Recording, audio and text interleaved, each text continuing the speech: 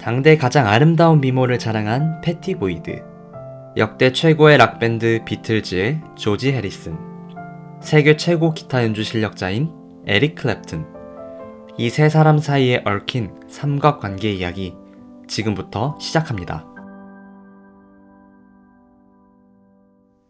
1944년 3월 영국 톤턴에서 뛰어난 미모를 가진 아이가 태어나는데요. 그녀의 이름은 패티 보이드입니다. 아버지는 공군 출신이었는데 가족은 잦은 이사를 반복했습니다. 케냐 나이로비에서 어린 시절을 보내기도 했고 기숙학교 생활, 부모의 이혼, 새로운 가족 등 안정과는 거리가 먼 유년기를 보냈습니다. 그녀는 시간이 지나 17살이 되었고 런던 미용실에서 일을 하게 됩니다. 그런데 패티의 외모가 워낙 눈에 띄었던 탓일까요? 우연히 패션지 직원에게 제안받아 모델로 활동을 시작합니다. 그녀는 당시 입걸로 불리는 런던의 톱 모델이 되었습니다. 이렇게 모델로 활동을 이어가던 그녀는 1964년 한 영화에 출연하게 됩니다.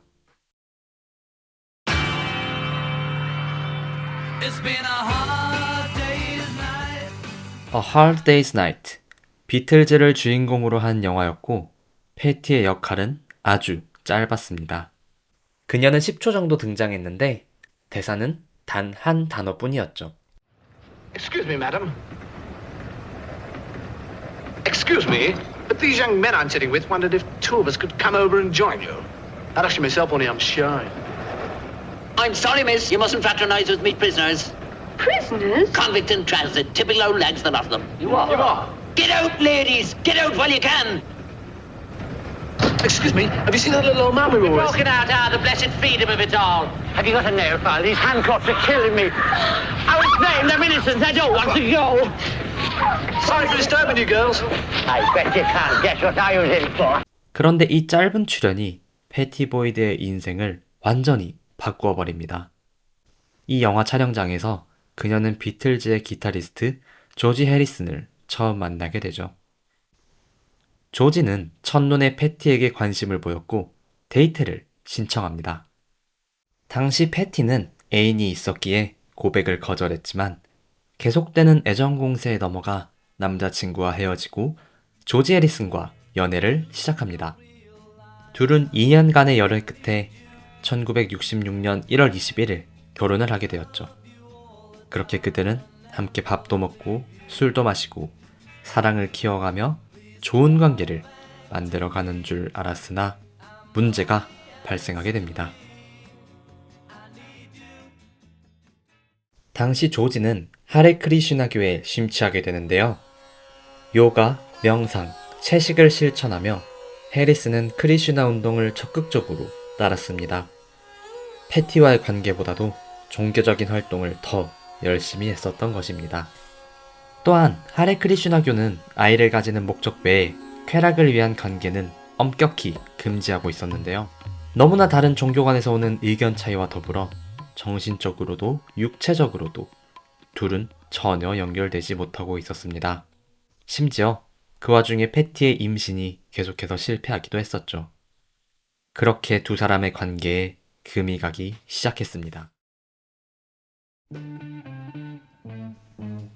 그러던 중 이러한 두 커플 사이에 한 남자가 등장합니다. 에릭 클랩튼, 당대 최고의 기타리스트를 뽑으면 항상 이름을 올리는 남자입니다. 그는 조지 해리슨과 절친한 사이였습니다. 조지가 에릭을 데려와 비틀즈 음악에 참여시킨 적도 있고 단 것을 좋아하는 에릭에게 그러다가는 이가 다 썩는다고 이야기하는 곡도 썼죠. 문제는 이 에릭에게 패티가 접근하게 됩니다. 패티의 의도는 조지의 질투심을 유발하는 것이었을까요? 아니면 조지와의 관계에 지쳐버린 걸까요? 조지는 그런 마음을 아는지 모르는지 이러한 모습을 전혀 신경 쓰지 않았고 패티 자신만 힘들어지게 됩니다. 이때쯤 충격적이게도 조지는 오히려 다른 여자와 관계가 생겨났습니다. 당시 우울증과 약물 중독이 있었던 같은 팀 멤버 링고와 그의 아내 모린의 관계는 상당히 좋지 못했었는데요. 모린과 조지가 불륜을 저지르게 됩니다. 하레 크리슈나 교회 교리는 어디로 간 걸까요? 심지어 같은 멤버 내에서 불륜이 일어난다는 것이 끔찍하지만 어쨌든 이 사건을 계기로 패티와 조지는 완전히 멀어지게 됩니다. 그녀는 이를 마지막 한방이라고 표현하기도 했습니다. 그렇게 힘들고 우울한 상황, 그리고 자신을 도와주는 멋진 남자, 여기에 술이 더해지니 패티의 마음속에서 에릭이 조금씩 커져가기 시작했습니다. 물론 그건 에릭도 마찬가지였고 노래를 통해 자신의 마음을 완전히 보여줍니다.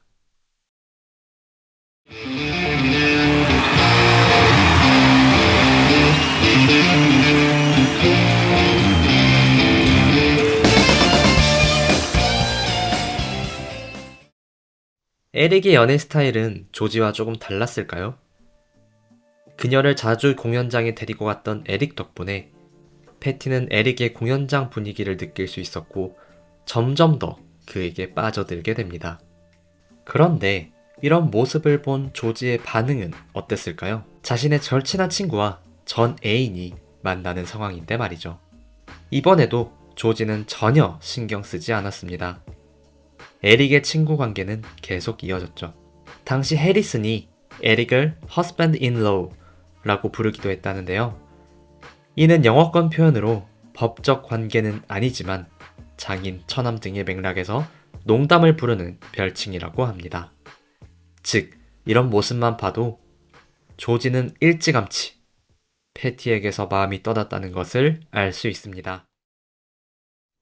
어찌되었건 1977년 6월 9일 패티와 조지는 정식으로 이혼하고 에릭과 조지는 평생을 함께할 것을 약속하게 되죠. 하지만 운명의 장난일까요? 조지와 패티 사이에서 벌어졌던 일이 다시 한번 똑같이 되풀이되었습니다. 에릭은 여느 락스타처럼 술과 마약 문제에 시달렸고 패티는 불임 문제로 아이를 가지지 못했었죠. 결국 1985년 에릭은 이탈리아 투어 중 만난 젊은 사진작가이자 배우와 관계를 가져 아이를 가지게 되었습니다. 패티는 이러한 사실에 크게 충격을 받았고 결국 두 사람의 관계는 돌이킬 수 없을 만큼 멀어졌습니다. 그녀는 1987년 에릭과의 결별을 선택했고 1989년 법적으로 이혼했습니다. 이혼 사유로 다수의 의도와 부당한 행동이 법정에서 인정되었습니다.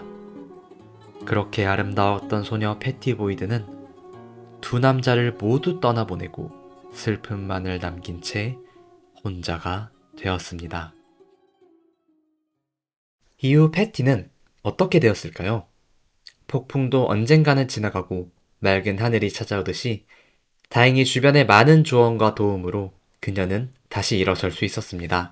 시간이 지나 패티는 사진작가로서 활동을 이어가며 다시 정상적인 삶을 되찾을 수 있었습니다.